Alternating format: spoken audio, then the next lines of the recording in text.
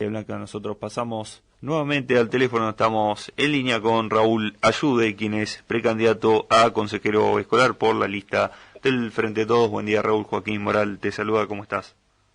Buen día, ¿qué tal? ¿Cómo va? Raúl, consultarle sobre lo que ha sucedido esta semana con los dichos de Fabiola Bossi. ¿Cuál es su visión al respecto? Mira, básicamente es el desacuerdo, ¿no?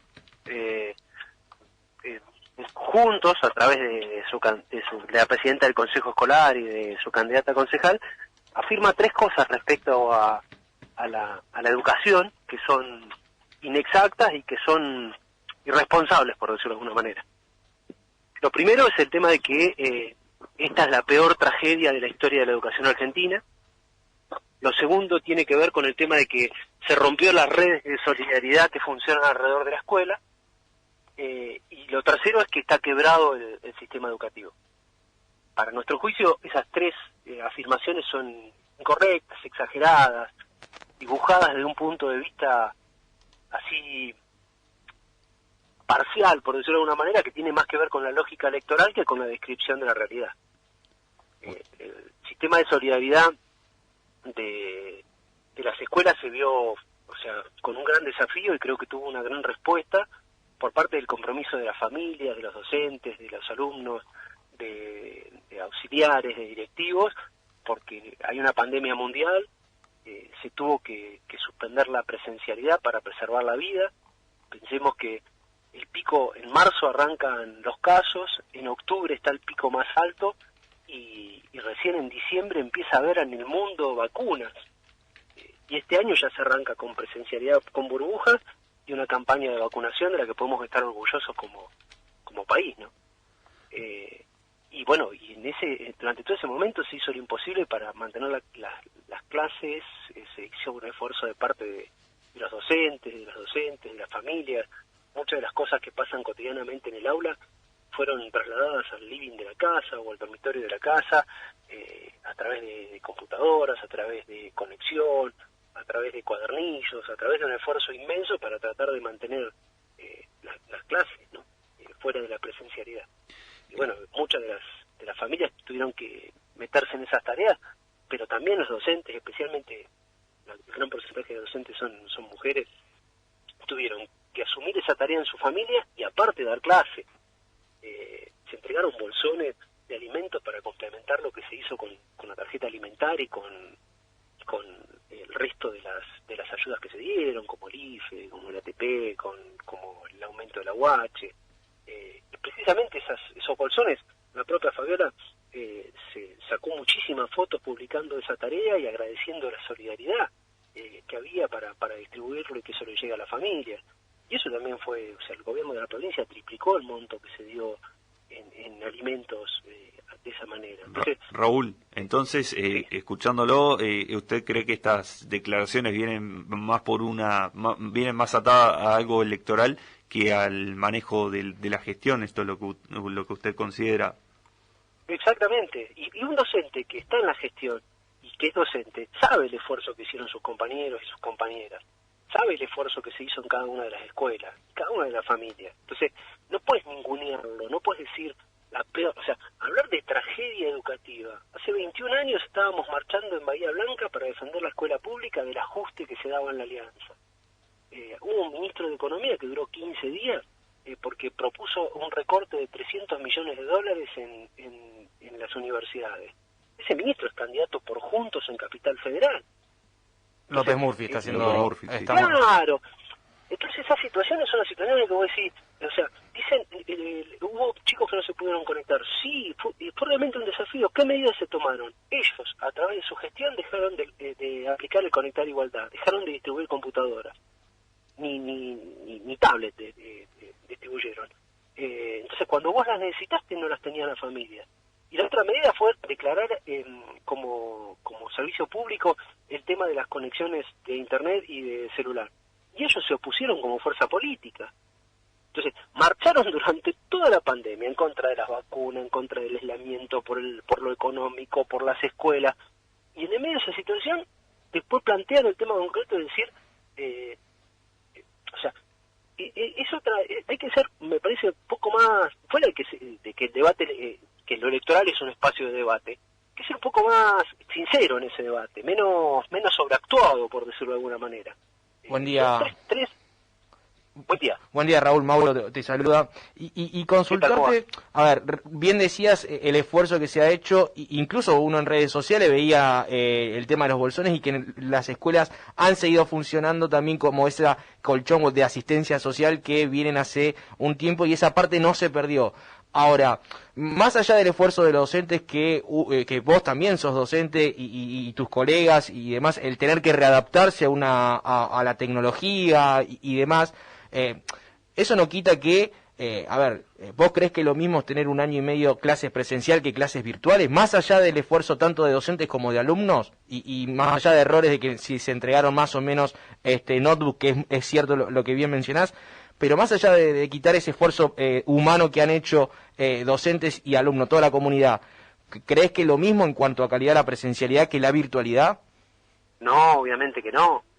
Obviamente que no, y solamente es justificable que eso suceda porque hay una pandemia mundial con récord de muertes. No, tal cual. Y porque tuvimos un año hasta que se consiguieron tener vacunas en el mundo, o 10 meses hasta que se consiguió en el mundo conseguir vacunas, porque la gente cuando se juntaba o cuando interactuaba en el trabajo, en la escuela o en el espacio público se contagiaba y se moría. Y porque teníamos un sistema de salud que había dejado de ser ministerio y había empezado a ser secretaría. Y porque teníamos subejecución en todos los presupuestos de educación. Entonces, lo que te puedo tener que decir es cierto que esto generó un daño. Ahora, ¿qué generó el daño? ¿La falta de presencialidad o la pandemia? ¿Qué fue consecuencia de qué? O sea, cuando vos describís, estando dentro del sistema educativo y siendo un dirigente político, la situación como si hubiera dicho, el gobierno se le ocurrió quitar la presencialidad como una medida de política. No, fue una respuesta a una pandemia mundial. Bueno, pero está bueno entender entonces, porque en la defensa que se hacía parecía como que era la misma calidad o que no se provocó un daño que obviamente no fue intencional del gobierno, aunque después sí hubo una medida política, pero en torno a un contexto que después algunos están más a favor o en contra. Esa parte se entiende, pero por ahí cuando salían a defender era como que se negaba, porque a ver, cuando decís la marcha, recuerdo de los universitarios contra López Murphy, o la famosa carpa blanca de los 90, pero los chicos seguían yendo a las clases, al aula. ¿Me explico? No. Pero no estuvieron un año y medio sin ir a las aulas, a eso es lo que voy. Pero ¿te acordás el tiempo que duró el paro? Sí. ¿Te acordás cuando Vidal dijo que había que llamar voluntarios para dar clase cuando quitaron la paritaria nacional y cuando no querían reconocer la inflación en el aumento de sueldo? En ese conflicto, cuando se descontaron días de sueldo, bueno, ahí tampoco hubo clase y no había pandemia. Pero cuando un año y cerraron las medio. escuelas de adultos, las escuelas presenciales. No, ¿y cuánto duró la pandemia? Pero aparte no es hace un año y medio, este año estuvo, excepto en el pico de la segunda ola, hubo clases presenciales. Por burbujas, pero hubo clases presenciales. Tenés razón, saquémosle el año y medio, año y 2 meses, año y 3 meses. Ahora fíjate esto. Cuando vos hablas de un año y medio, es porque hay un discurso establecido, a través de los grandes medios, que refuerza los dichos de Bossi. ¿Me entendés? Porque es irresponsable. Pero es más que un año. Porque si vos sos... Es más de un año lectivo. No. ¿Cuánto dura el año lectivo? Sí, en el 2020 no hubo clase, Raúl. El 2020 no hubo clase. Sí hubo clase. Yo di clase todo el año. Presencial, Raúl, por favor. Bueno, entonces vamos a hablar con corrección. Bueno, dale. ¿Es presencial, es presencialidad o es clase? ¿Hubo un año presencial en el 2020? De marzo a diciembre no hubo presencialidad. ¿Y eso no es un año lectivo? Sí. Bueno, entonces hay un año lectivo que no hubo presencialidad, ¿sí? Está bien. Ahora vos viste la diferencia que hay de decir no hay presencialidad o no hay clase. Pero se entiende el contexto que estamos hablando, Raúl. Un año y medio. Está bien, Raúl. Bueno, ahora en ese contexto en el que estamos hablando, lo que dice o lo que afirma Juntos en ese comunicado, ¿incluye la pandemia? Bueno, ¿Cita la pandemia ahí como razones? Eso que se hagan cargo ellos, simplemente estamos hablando de la discusión de la entrevista. Sobre eso que no se hacen cargo es lo que nosotros salimos a aclarar. Ahora, cuando ¿vos crees que hubo una utilización de este tema todo el año y medio o meses que no hubo presencialidad en las clases, que se utilizó de una manera de... ¿Cuánto tiempo no hubo presencialidad? más de un año y medio, más de un año tranquilamente lectivo. ¿Te parece, ¿te parece más correcto, Raúl? 2 meses. Lectivo no, de marzo a diciembre es el año lectivo. En enero no hubo nunca clase, en febrero no hubo nunca clase. Y sí, lo que te estoy diciendo. Y a partir de este año, lectivo, entonces fue un año lectivo, que no hubo presencialidad. Y sí, lo que te estoy diciendo, más de un año, porque después de 2021 tuviste meses que no tuviste presencialidad. En el 2021. Meses que no hubo presencialidad en el 2021. ¿Y si no hubo? ¿Cuándo? En el 2021, en Bahía Blanca. ¿Cuándo no hubo presencialidad en el 2021 en Bahía Blanca? El periodo del pico de la segunda ola. ¿Hubo un periodo por eso? 20 días. ¿Pero hubo un periodo o no hubo un periodo de casi un mes? Sí. No, sí, un poquito menos de un mes, pero sí, dale. Está bien. Y la presencialidad era en burbujas, ¿te acordás? Sí, eso sigue hoy. No es lo mismo la presencialidad de hoy. No es la misma presencialidad del 2021 que el 2019. Estamos claros también ahí lo dejamos también claro. No. Es cierto que en el 2019 la pandemia era otra. Era el macrismo. Bueno, no había una crisis sanitaria. No había una pandemia sanitaria. No. Por eso es importante que la crisis sanitaria esté incluida en el diagnóstico.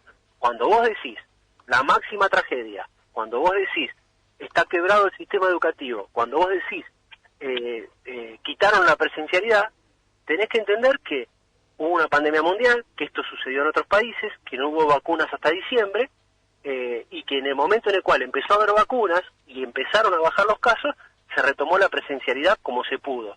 Pero ese criterio no lo toma el gobierno a través del Ministerio de Educación. Y ese criterio lo plantean los epidemiólogos y los médicos porque hay una emergencia sanitaria. Entonces, cuando vos reconoces eso, y tenés buena leche cuando haces una afirmación política, planteás las dos cosas.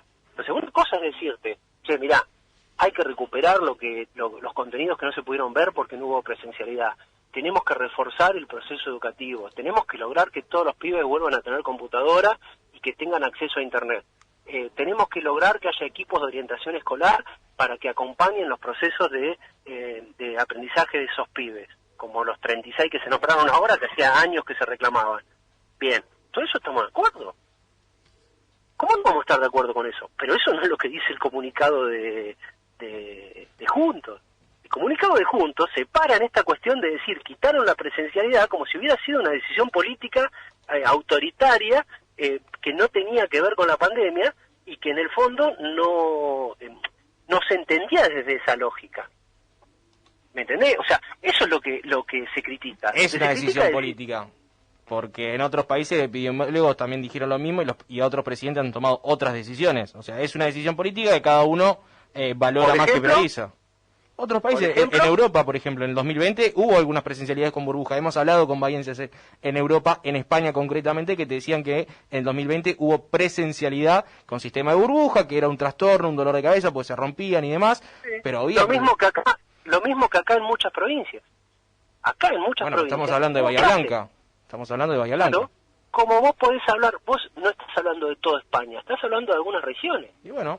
Hay regiones que tuvieron más clase que otras porque tienen menos densidad, porque los niveles de contagio eran distintos. Ahora, el criterio de esas ciudades o de esos países, ¿quién lo tomó? ¿Los epidemiólogos y los médicos o lo tomó el sistema educativo sin tener en cuenta lo sanitario? Lo tomaron en base al sistema sanitario, lo tomaron en función de la cantidad de gente que había, que se contagiaba, que se moría, que le podía dar respuesta el sistema sanitario. O sea, plantear eso como un capricho, ¿me entendés? Es quitar desde el eje central de lo que vos lo tenés que plantear. Si lo que vos salís a decir es muy grave lo que pasó con la falta de presencialidad, tenemos que salir a dar respuestas sobre eso. Entonces yo te digo, bueno, bárbaro, pues sí, coincidimos sobre eso. ¿Sí? Bueno, eso es bueno. Entonces. Por ahí hay una vueltita más de rosca, si vos me agarrás vos me decís, los chicos tendrían que tener computadora, y vos formaste parte de un gobierno que durante 4 años no lo hizo. Y no lo hizo porque esa guita la gastó en otra cosa.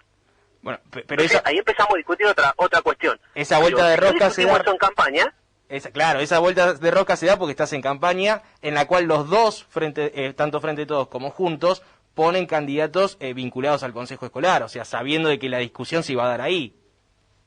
¿O no? Sí, pero hay una diferencia. Si no estuviéramos en campaña, yo te invito a revisar mis redes todo el tiempo que he sido funcionario o no, o sea, que he sido concejal o que he estado en el llano, siempre hubo una opinión sobre la política pública educativa como en otros ámbitos. ¿Sí? A ver, te doy un ejemplo. Cuando se quitó la administración conjunta del fondo educativo, que lo hizo esta gestión municipal, de la cual Fabiola forma parte, y ella decía que no había que hacerlo, pero ahora dice lo contrario, el año pasado se recibieron 200 millones de pesos, ¿sí? Esto que hablaba de la presencialidad en el 2020. De esos 200 millones de pesos no se sabe en qué se gastó. ¿Estás seguro que no se gastó en infraestructura escolar, por decirlo de alguna manera? Viste que una tablet sale 25 lucas más o menos. Entre 20 y 25 lucas se pueden conseguir tablets que hubieran sido útiles para los pibes. Sí, Con 2,5 millones de pesos asistías a 100 familias con un pibe, 2 pibes en escolaridad como para hacerlo. Si hubiera estado esa comisión conjunta, ¿no se hubiera discutido eso ahí? Entonces, cuando vos discutís política, estás discutiendo un modelo de cómo se gasta la guita que es de todos. ¿Me entendés? Por eso se discute, y eso se discute especialmente en campaña, porque vos lo que le estás diciendo a la gente es, mira, el fondo educativo lo podés usar para reformar el lugar municipal de Blandengues para que esté la sede de educación, o lo podés usar para distribuir tablets en las familias de los pibes que no tienen la posibilidad de hacerlo. Lo podés hacer para invertirlo y tener puntos de Wi-Fi en los lugares, en las villas donde más se necesita, o lo podés gastar en maceteros en el centro. Eso es lo que vos estás discutiendo con la comunidad. Entonces, no es el tema de que... Lo que pasa es que eso vos lo tenés que hacer con fundamento, con seriedad. La respuesta hacia lo que plantea vos y juntos es porque tiene falta de seriedad, porque tiene falta de equidad. Vos no podés hablar algo sobre educación, sobre salud, sobre producción, sin tener en cuenta la pandemia, porque estás descontextualizando lo que estás planteando. ¿Se entiende lo que quiero decir? No es un tema personal con ella. Lo que se están discutiendo son modelos de ciudad, modelos de gestión, dónde se va a gastar la guita. Es ahí donde se discute. Entonces, yo te voy a negar que no hubo presencialidad. Yo estuve laburando todo el año pasado desde casa. Te voy a negar que eso afectó los aprendizajes. Y en el 2021 también, una partecita también te tocó hacer virtualidad, ¿o no? Yo te explico. ¿Sabés lo que nos pasó a los docentes? Tenemos que hacer las dos cosas. Tenemos que hacer virtualidad y presencialidad. Porque parte de la virtualidad vino para quedarse. ¿Me entendés? Y es más, esa presencialidad también se vio afectada. Porque ¿sabés lo que pasaba?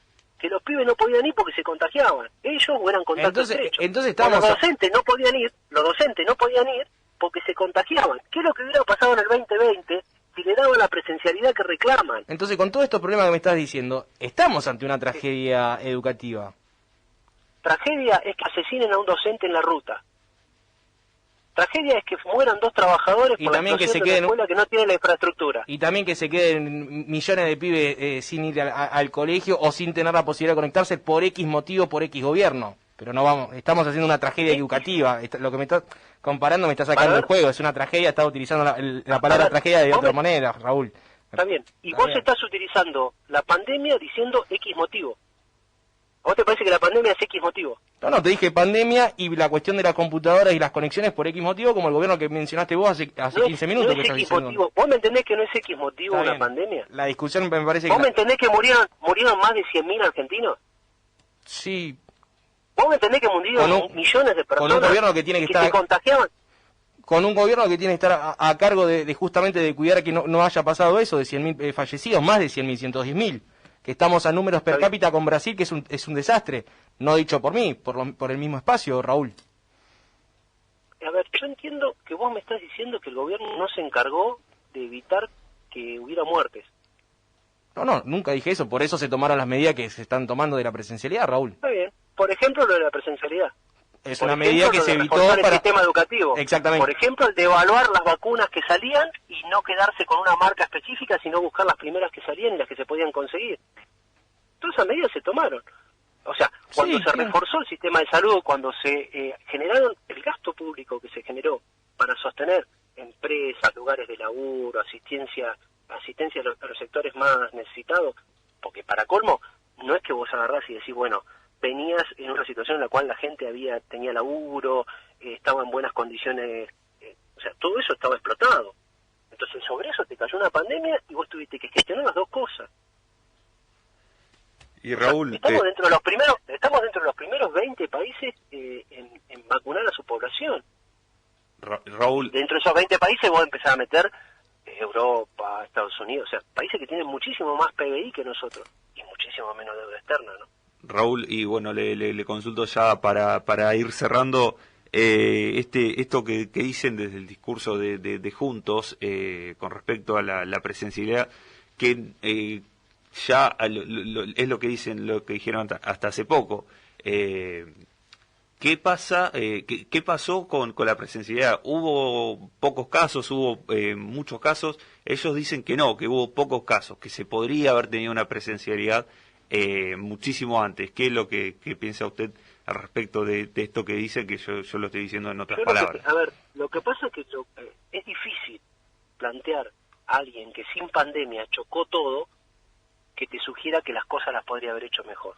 Ahora, tomando en cuenta eso, y analizando lo que se podría haber hecho, y analizando lo que se hizo, en octubre del año pasado tuvimos el pico de casos, la mayor cantidad de contagios y de muertes, que recién terminó de bajar sobre mediados de noviembre. Y antes no teníamos vacunas, las vacunas las tuvimos en diciembre y empezamos a vacunar despacio en enero a medida que iban llegando. Y festejábamos cada vez que llegaban 100.000, 200.000 vacunas. Ahora porque llegan 8 millones de vacunas por mes. Pero antes eso era excepcional, y no era excepcional en Argentina, era excepcional en el mundo. Entonces, quizás hay cosas que se podrían haber hecho distinto, quizás hay cosas que se podrían haber alternado. Hay provincias que sí lo hicieron, o sea, hay provincias que volvieron ante la presencialidad porque tienen menos densidad o poblaciones que son más chiquitas. Nosotros hablamos ahora de las burbujas. Hay provincias enteras que no tienen burbujas, porque tienen poblaciones menores y porque tienen otras situaciones. O Córdoba o Santa Fe, que son ciudades grandes, también tuvieron su diferente política la provincia de Buenos Aires con respecto a la presencialidad. No solamente las provincias más... Y tuvieron picos de casos. También, como la pandemia, y también. se analicen la cantidad de muertes que ha habido en las provincias que tomaron esas políticas públicas, quizás nos llevemos una sorpresa. Bien, Raúl, te agradecemos esta comunicación, estos minutos que has brindado aquí en el U3 comentando. ¿Puedo hacer dos aclaraciones finales? Por supuesto, por favor. Por supuesto. Una, la primera, perdonen si yo por ahí me subo a la moto porque soy medio temperamental, pero lo hago desde el convencimiento. Ya nos bajamos, Raúl. O sea, a mí me gusta y por eso tiendo a hacerlo así, entonces vos me planteas una cosa y yo te contesto con el corazón, o sea, en ese sentido, disculpen si por ahí yo me vuelvo así medio apasionado. La otra cuestión es que yo les digo una aclaración porque apenas me habían designado en el cargo, se comunicó Emiliano conmigo para hacer una nota y yo en ese momento nos habían dicho que todo lo teníamos que consultar o trabajar con el resto de los que coordinaban la campaña. Súper claro, Raúl. En ese momento yo le dije, no puedo hacer la nota ahora porque tengo que consultar o tengo que ver. Y después, a los 3 días me dijeron, sí, podés salir a hacer nota. Entonces empecé a hacer nota en otros lados y medio como que los dejé colgados. Y realmente no es mi intención hacer una... No hay ningún problema con eso, Raúl. Somos de la ciudad, no nos vamos a andar peleando. Si nos encontramos ahí, siempre... No, y aparte de ser la ciudad, yo he estado sentado ahí donde están sentados ustedes durante mucho tiempo. Hicimos un programa a la noche ahí, tenemos a Don Mac y a Andrés y a los compañeros operadores, y hemos estado ahí con Mati en el momento en el cual estaba a las tardes. Así que para mí el U3 también es una radio muy cercana porque he tratado de dar una mano en un momento y he participado y me han abierto las puertas, así que en ese sentido les soy re agradecido. Y para discutir de política cuando quieran, estemos en campaña o no estemos en campaña, porque yo hace como 30 años que milito y realmente a veces soy medio insoportable, pero me gusta. Hay que decir para algunos que se hayan desmemoriado y que eso habla bien de Raúl, más allá de alguna diferencia o no, en un tema puntual, hay que decir que fue noticia nacional, si mal no recuerdo, cuando dejaste de ser concejal, ¿sí? En el 2015 creo que fue, y tuviste que volver al llano a ser docente y estabas pidiendo laburo por redes sociales, recuerdo. Que eso habla también de... La gente piensa que vos tenés un cargo y te salvaste para toda la vida, ¿me entendés? Y vos, o sea, primero yo milito 30 años, o sea, tuve 6 años fui concejal, pero el resto del tiempo fui docente, fui laburando y toda la historia. Entonces, en cierta manera, vos militás gratis, porque militás política, porque te gusta la política. De pronto, la comunidad te da el honor de tener un cargo y empezás a ganar una guita distinta en ese momento, cosa que no pasa como consejero escolar. Como consejero escolar, seguís cobrando la guita del cargo docente que tenés. Y en el caso concreto de no ser docente, cobras 35.000 pesos. No es como otros cargos que por ahí tienen otra remuneración. Entonces vos las cosas las haces porque te gustan. Que haya algunos que lo hagan por la guita, bueno, otro tema, pero si en ese momento se me recomplicó porque estuve como 3 meses sin laburo y digo, voy a salir a decir que yo laburo de cualquier cosa porque si no cada vez me endeudaba más. Bien, Raúl, nuevamente te agradecemos esta comunicación. Vale la aclaración final, no era necesaria, no hacía falta, pero bueno, vale y lo agradecemos.